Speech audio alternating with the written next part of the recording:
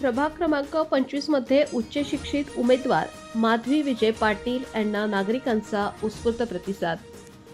नाशिक महानगरपालिका सार्वत्रिक निवडणुकीच्या पार्श्वभूमीवर प्रभाग क्रमांक 25 क मध्ये राजकीय हालचालींना वेग आला असून महाविकास आघाडीच्या अधिकृत उमेदवार माधवी विजय पाटील यांच्या प्रचाराला नागरिकांचा उत्स्फूर्त प्रतिसाद मिळत आहे। उच्च शिक्षित आणि विकासाभिमुख विचारसरणीच्या माधवी पाटील या राष्ट्रीय काँग्रेस पक्षाच्या अधिकृत उमेदवार असून हाताचा पंजा या निवडणूक चिन्हावर त्या निवडणूक लढवत आहेत। प्रचाराच्या निमित्ताने त्यांनी प्रभागातील विविध भागात घरोघरी भेटी देत मतदारांशी थेट संवाद साधला। नागरिकांच्या समस्या, अपेक्षा आणि मूलभूत गरजा जाणून घेताना त्यांनी पारदर्शक प्रशासन, लोकाभिमुख विकास आणि सर्वसमावेशक प्रगतीचा मुद्दा ठासून मांडला। त्यांच्या संवाद शैलीला आणि स्पष्ट भूमिकेला नागरिकांकडून सकारात्मक प्रतिसाद मिळताना दिसून येत आहे।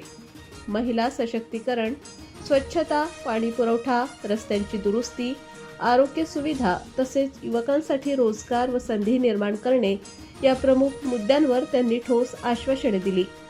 उच्च शिक्षित उमेदवार म्हणून आधुनिक नियोजन, शाश्वत विकास आणि प्रशासनातील कार्यक्षमतेवर भर देण्याचा त्यांचा निर्धार मतदारांना भावत आहे।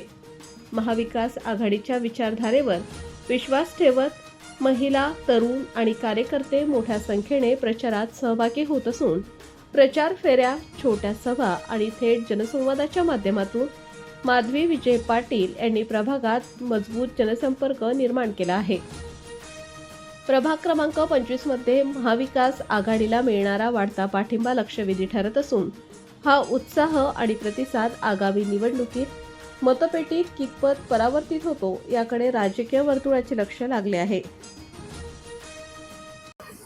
नमस्कार, मी प्रभाग क्रमांक 25 मधून महाविकास आघाडीतर्फे काँग्रेस या पक्षातर्फे पंजा या निशाणीवर लढाई लढत आहे, निवडणूक लढत आहे।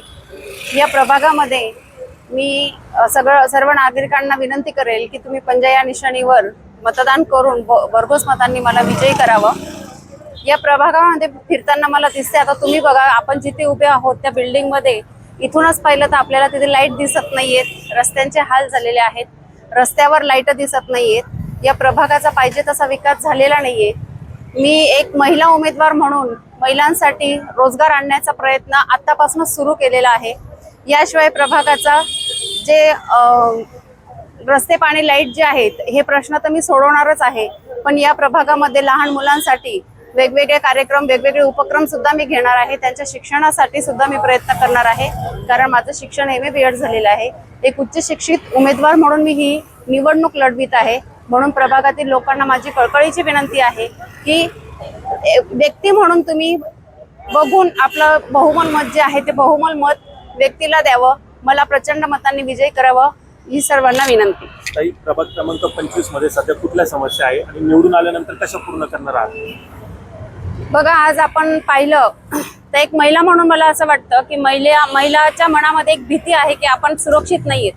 त्या जेव्हा रस्त्यावर बाहेर जातात त्यावेळेस त्यांच्या मनामध्ये भीती असते की आपल्याला काही गोष्टी त्यांनी ऐकलेल्या असतात। जर आपण उदाहरण घेतलं तर आताच मालेगावमध्ये जी घटना घडून गेलेली आहे, त्या चिमुरडीवर जे अत्याचार झालेले आहे त्याचा राग मनामध्ये आहेच, पण एक भीती सुद्धा प्रत्येक महिलेच्या मनामध्ये निर्माण झालेली आहे। यासाठी मी जर लोकप्रतिनिधी म्हणून मी या प्रभागामध्ये जर निवडून आली तर पहिले जागोजागी CCTV कॅमेरे लावण्याचा मी प्रयत्न 100% करणार आहे, जेणेकरून महिलांना सुरक्षित वाटेल।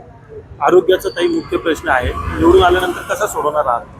आरोग्याचा प्रश्न आहेच, कारण आता आम्ही प्रभागामध्ये जेव्हा फिरतोय तेव्हा समस्या सांगितल्या जात आहेत, कारण गटारी ज्या आहेत त्या गटारींचाही प्रश्न आहे, पाणी जात नाहीये, डासांचा प्रभाव वाढलेला आहे।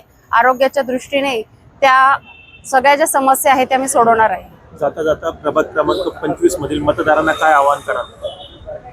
प्रत्येक प्रभाग क्रमांक 25 मधील प्रत्येक मतदाराला हीच विनंती आहे की येत्या 15 तारखेला 15 जानेवारीला प्रत्येकाने आपला मतदानाचा अधिकार कोणताही दबावाखाली न येता आपला हक्काचं मतदान जे आहे ते योग्य व्यक्ती पाहून त्यांना आपलं बहुमत मत द्यावं, असं मला त्यांना विनंती करायची।